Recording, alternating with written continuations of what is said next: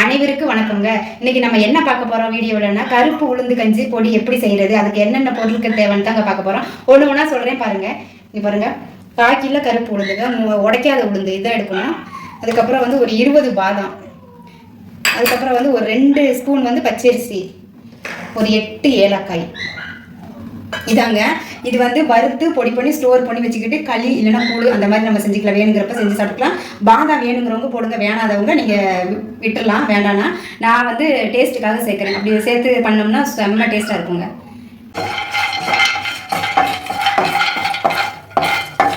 பாருங்க, பாதாம் நல்லா வறுபட்டுருச்சு.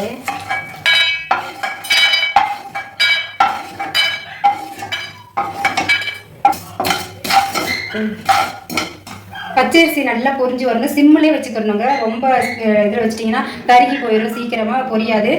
சிம்மிலே வச்சுட்டு வறுக்கணும். அதே மாதிரி தான் கருப்பு உளுந்து வந்துட்டு சிம்மிலே வச்சுட்டு வறுக்கணும். ஏன்னா கருப்பு உளுந்து கருகுனாலும் அந்த ஒரு ஸ்மெல்லு நல்லாவே இருக்காது நமக்கு சாப்பிட. இதெல்லாம் வறுத்துட்டு பொடி பண்ணிவிட்டு உங்கள்கிட்ட நான் காட்டுறேன்.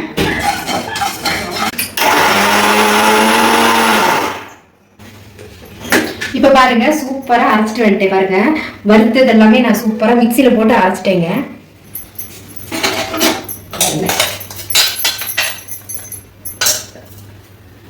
பார்த்தீங்களா, சூப்பரான கருப்பு உளுந்து பொடி நமக்கு கிடைச்சிருச்சு. இந்த மாதிரி நம்ம வறுத்து அரைச்சி ஸ்டோர் பண்ணி வச்சுக்கிட்டோம்னா 1 மாதம் வரைக்கும் கெட்டு போகாது. வேணுங்கிறப்ப நம்ம எடுத்து கஞ்சாவோ இல்லை கூழாவோ காய்ச்சி நம்மளும் குடிச்சிக்கலாம், குழந்தைங்களுக்கு கொடுக்கலாம். ரொம்ப ஹெல்தியானது.